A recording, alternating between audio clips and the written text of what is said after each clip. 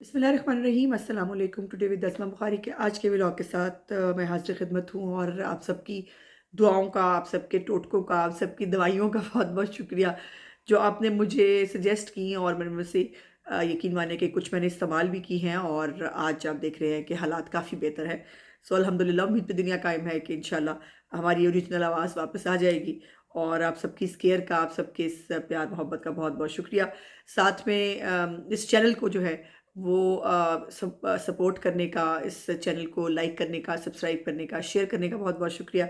और ये सब आपका प्यार है कि मैं ऐसे ही जो मुझे लगता है मैं अपने दिल की बात आपके साथ कर लेती हूँ और मुझे बहुत अच्छा लगता है कि वो मेरी दिल की बात आप तक पहुँचती है और आपको कई लोगों को उससे इख्तिलाफ़ भी होता है, कई लोग उससे जो है वो उसको उससे यकीन भी करते हैं तो उन सब का बहुत-बहुत शुक्रिया। बड़ी ख़बरें और बड़ी ख़बरें कल से आज तक जो है मुस्लिम लीग नून के बहुत बड़े फ़ैसले 2 अदद और उसके अंदर मियाँ नवाज़ शरीफ साहब की जो एक शख़्सियत है, उसके हवाले से इस वक़्त मियाँ नवाज़ शरीफ साहब पाकिस्तान के अंदर टॉप ट्रेंड पे हैं और उसकी क्या वजह है, वो मैंने यकीनन आपके साथ शेयर करनी है। दूसरी तरफ कुछ ऐसे कारोबारी इदारे हैं कि जिनको बहुत शौक है कारोबार से ज़्यादा सियासत करने का और उनमें से एक इदारा जो है वो बार-बार लाइन क्रॉस कर रहा है। उसके हवाले से बहुत बात हो रही है। उसके ऊपर भी हम जो है वो आपसे बात करेंगे। दूसरी तरफ जो है वो पंजाब असेंबली के अंदर और ख़ास तौर पर पीटीआई का as a whole reserve seats लेने का वो जो भी प्लान बनाते हैं, वो प्लान नाकाम हो जाता है। और अब उन्होंने कौन-सा नया प्लान बनाया था जिसकी नाकामी यकीनन नौशता दीवार है। उसके ऊपर जो है वो यकीनन मैं आपसे बात करूँगी। पहले हम शुरू करेंगे मुस्लिम लीग नून के 2 बड़े फ़ैसले और अगर मैं कहूँ कि मियाँ मोहम्मद नवाज़ शरीफ साहब के 2 बड़े फ़ैसले तो वो गलत नहीं होगा। क्योंकि मुस्लिम लीग नून मियाँ नवाज़ शरीफ हैं और उन्हीं के नाम से ये है, उन्हीं के नाम से हमेशा रहेगी। वो किसी ओहदे पर हों, वो ना हों, उससे कोई फ़र्क नहीं पड़ता। वो अब उस जो है उस स्टेचर पे हैं कि वो ओहदे उनके मोहताज हैं, वो ओहदों के मोहताज नहीं हैं। हमारे मुल्क में जो है वो कौन किस ओहदे पे होगा, इसका फ़ैसला मियाँ मोहम्मद नवाज़ शरीफ साहब करते हैं और कल उन्होंने 2 बड़े फ़ैसले किए। एक उन्होंने मियाँ मोहम्मद शहबाज शरीफ साहब जो साबिक़ वज़ीर आला जो है वज़ीर आला भी हैं और वज़ीर आज़म पाकिस्तान भी रहे हैं। जो हमारी पार्टी के सदर जमात भी हैं, उनको दोबारा से वज़ीर आज़म पाकिस्तान के लिए नामज़द किया है और उसके साथ-साथ मरीम नवाज़ शरीफ साहिबा को उन्होंने तारीख़ जो है पंजाब में रकम करने के लिए मुंतख़ब किया है और वो तारीख़ ये है कि पार्लिमानी सियासत का आगाज़ मरीम साहिबा सूबा पंजाब से करने जा रही हैं, जो पाकिस्तान का 60% है, जिस पे सबसे ज़्यादा आबादी है और जिसके अंदर सियासत जो है वो करनी सबसे मुश्किल होने के साथ-साथ सबसे चैलेंजिंग भी होती है और कहा जाता है कि जिसके साथ पंजाब खड़ा होता है, उसको फिर वज़ीर-ए-आज़म बनने से कोई नहीं रोक सकता। तो एक बहुत बड़ा चैलेंज जो है वो मरीम नवाज़ शरीफ साहिबा को उनकी सलाहियतों के देखते हुए और अब तक उनका जो ट्रैक रिकॉर्ड है, उसके मुताबिक उनको दिया गया है। पहले मियाँ शहबाज शरीफ साहब के बारे में बात कर लेते हैं। इस वक़्त जो स्प्लिट मैंडेट जिस तरह का पाकिस्तान के अंदर आया, जिसके अंदर कोई भी पॉलिटिकल पार्टी जो है वो इस पोज़ीशन में नहीं है कि वो अकेले हुकूमत बना सके। और इस हवाले से आपको पता है कि हमेशा से पार्टी का ये एक नज़रिया था और एक पॉइंट ऑफ व्यू भी था कि सादा अक्सरियत जो है वो पार्टी को अगर जो है वो मिल जाती है, तो फिर मियाँ मोहम्मद नवाज़ शरीफ साहब जो हैं वो वज़ीर-ए-आज़म होंगे और वो अपना जो एजेंडा है, जो अपना मंशूर है, जो उनकी पॉलिसीज़ हैं, उसको वो आगे बढ़ाएँगे। अब जब वो नहीं हुआ, तो अब ये इत्तेहादी हुकूमत बनाना और चलाना बड़ा चैलेंजिंग काम होता है और मैं ज़ाती तौर पर मैं नहीं समझती कि मियाँ नवाज़ शरीफ साहब को जो है वो इस स्टेचर पे हैं कि उनको सिर्फ़ वज़ीर-ए-आज़म की जो है वो कुर्सी पे बैठना है। वो वज़ीर-ए-आज़म की कुर्सी ना भी बैठे हों तो भी वो वज़ीर-ए-आज़म हैं। वो चीफ़ मिनिस्टर की कुर्सी पे नहीं भी हों तो भी वो चीफ़ मिनिस्टर हैं, वो सब कुछ है।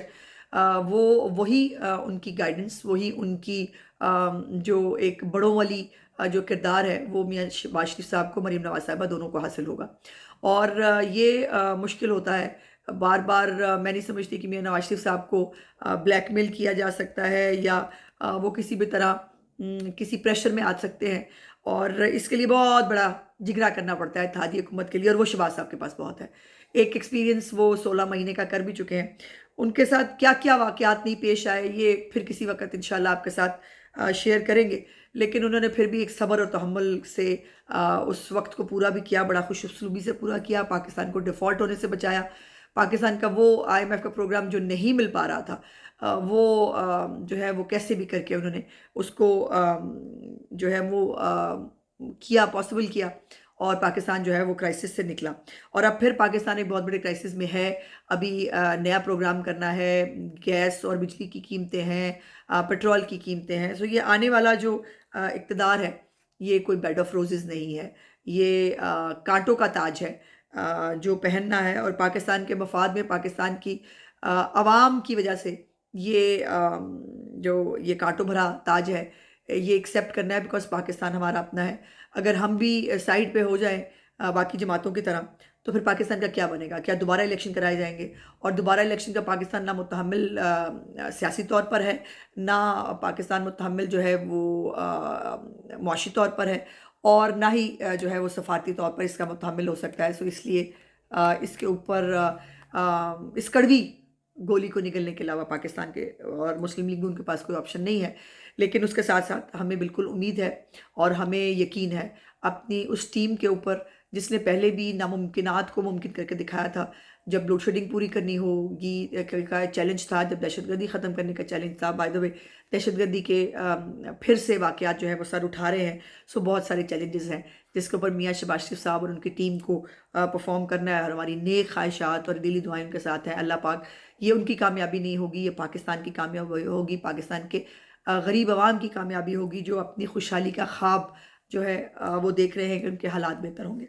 اب اس کے بعد مریم نواز شریف صاحبہ جو ہیں وہ ایک بے مثال خاتون ہیں، بہت نڈر ہیں، بہت بہادر ہیں، بہت اچھے سافٹ دل کی مالک ہیں، اور میں نے ان کو بہت کلوزلی دیکھا ہے، اور میں سمجھتی ہوں کہ ان کو اب یہ جو کہا جا رہا ہے، جو مزے کی بات یہ ہے، جن کو جو وہ گندا پور جو ہے اس کی جسٹیفائی کر رہے ہیں، اس کی اس واحیات قسم کی نامینیشن کو، ان کو مریم نواز صاحبہ کی نامینیشن پہ اعتراض ہے۔ اللہ کی شان ہے، کہاں وہ گندا پور اور کہاں مریم نواز صاحبہ نے تمام اچھے برے حالات میں اپنے وقار کے ساتھ، اپنی ایک ڈگنیٹی کے ساتھ پارٹی کا علم بھی بلند کیا، اپنے والد صاحب کی بے گناہی کو بھی جگہ جگہ جو ہے وہ عوام کے سامنے رکھا، عدالتوں کے سامنے رکھا، ان کا کیس لڑا، خود بھی قید و بند کی صعوبتیں برداشت کیں، اور تب جب وہ کسی عہدے پر، سرکاری عہدے پر نہیں تھی، لیکن چونکہ میاں نواز شریف صاحب کی بیٹی تھی، ان کو قیمت ادا کرنی تھی، انہوں نے وہ قیمت ادا کی، اور اب ان کو پارلیمنٹری جو سیاست ہے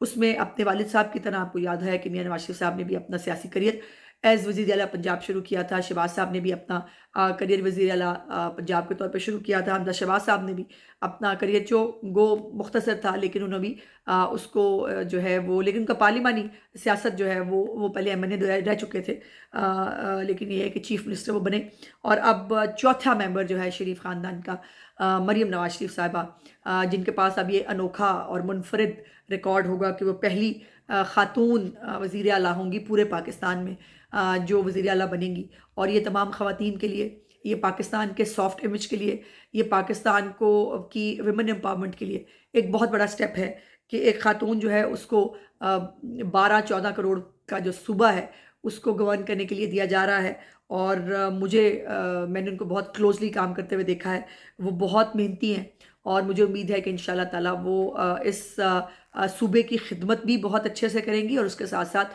جو پارٹی ہے اس کو بھی دوبارہ پنجاب کے اندر جو ہمارا ایک مینڈیٹ چھینا بھی گیا ہے، میں تو سمجھتی ہوں، اور اگر وہ ہم سے دور بھی ہوا ہے تو اس کو دوبارہ واپس لانے میں ان کا بہت بڑا رول ہوگا، اور اگلے الیکشن میں پنجاب حکومت اور اس کی کارکردگی ایک مین جو ہے وہ انشاءاللہ کیٹلسٹ ہوگا، اور اس میں مریم نواز شریف صاحبہ ہمیشہ کی طرح اپنے تمام دوسرے جتنے بھی ان کو ٹاسک ہمیشہ ملے ہیں اس کے اندر وہ کامیاب ہوں گی، اور ہم تو سب ہیں ہی ہیں ان کے ساتھ، ان کے سامنے، ان کے آگے، ان کے پیچھے کھڑے ہونے کے لیے، اور ان کو جو بھی سپورٹ کی جا سکتی ہے اس صوبے کی بھلائی کے لیے وہ انشاءاللہ تعالیٰ ان کو دیں گے۔ اور اس میں اس کے ساتھ ساتھ جو خبر ہے وہ یہ ہے کہ تحریک انصاف جو ہے وہ بیچاری بار بار پلان بناتی ہے کہ وہ کبھی ایک پارٹی کے ساتھ ملنے کی بات کرتے ہیں، ان کو فارغ کر دیا جاتا ہے، وہ جھنڈی دکھا دیتے ہیں۔ ابھی انہوں نے جماعت اسلامی کے ساتھ کل پروگرام بنایا تھا، جماعت اسلامی کو جو ہے وہ ری کاؤنٹ کے اندر ان کے پاس جو 3 سیٹیں تھیں وہ بھی ان کے ہاتھ سے گئیں، اور یہ وہ لوگ ہیں جو برے وقت میں کسی کے ساتھ کبھی کھڑا نہیں ہوتے. تو جیسے ان کی سیٹیں گئی انہوں نے متھے پہ آنکھیں رکھ لی، اور اس کے بعد پھر جماعت اسلامی نے بھی جواب دے دیا. انہوں نے کہا جی ٹھیک ہے، پھر آپ جائیں موجے کریں، ہم بھی آپ کے ساتھ نہیں ہیں. اور وہ جو آپ کو محبت میں نہیں بیان آ رہے تھے ان کے، ایک امیدوار نکل نکل کے آ رہے تھے، وہ پی ٹی آئی کا امیدوار جیتا ہوا تھا، وہ اس محبت میں تھا. اب اس کے اوپر کافی سٹاپ لگ جائے گا. اور by the way Farhan work جو ہے بڑا انٹیلیجنٹ لڑکا ہے، میں اس کی بڑی بڑی امپریس ہوں اس سے. وہ اس نے اپنے ٹویٹر ہینڈل کے اوپر جن جن کے جو لوگ ٹویٹر استعمال کرتے ہیں وہ ضرور جا کے اس کی ٹائم لائن پہ دیکھیے. میں نے ری ٹویٹ بھی کیا ہے بائی دا وے اس کو، جس کے اندر میجر طاہر صادق صاحب جو ہیں ان کے آفیشلی انہوں نے جاری کیا ان کے سارے فارم 45 پی ٹی آئی کے جو ہے وہ ہینڈل کے اوپر.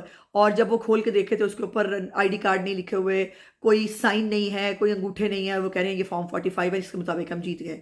تو اس طرح کی جیت کا وہ اعلان کر رہے ہیں. اور اسی جیت کے اعلان کے اوپر کل مجلس وحدت مسلمین کے ساتھ بھی انہوں نے کہا کہ جی ہم جا رہے ہیں اور ہمیں ریزرو سیٹس مل جائیں گی. اور اس میں کہانی میں ٹوسٹ یہ نکلا ہے کہ مجلس وحدت مسلمین جو ہے اس نے لسٹ ہی جمع نہیں کرائی.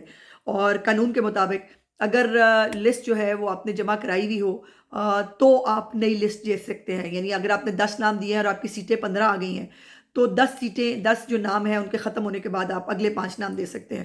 اب انہوں نے جمع ہی نہیں کرائی لسٹ، تو جب انہوں نے جمع ہی نہیں کرائی تو اب نئی لسٹ جو ہے وہ نہیں دی جا سکتی قانون کے مطابق. تو اب یہ اس میں بھی ان کو کافی چھٹی ہونے کے چانسز ہیں. بہرحال الیکشن کمیشن کے پاس یہ اختیار موجود ہے کہ اگر الیکشن کمیشن کو اپلائی کیا جائے تو اس کے اوپر فیصلہ کرے. تو دیکھیں وہ اس کے اوپر کیا فیصلہ کرتے ہیں.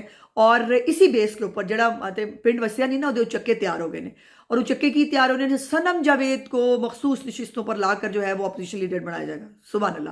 مطلب جڑی مخصوص نشستیں حالے آئیاں نہیں، جس صنم جاوید کا 9 مئی سے باہر نکلنے کا کوئی امکان نہیں، جو دہشت گردی کے جو ہے جرم میں اندر ہے، اس کو انہوں نے اپوزیشن لیڈر لانا ہے.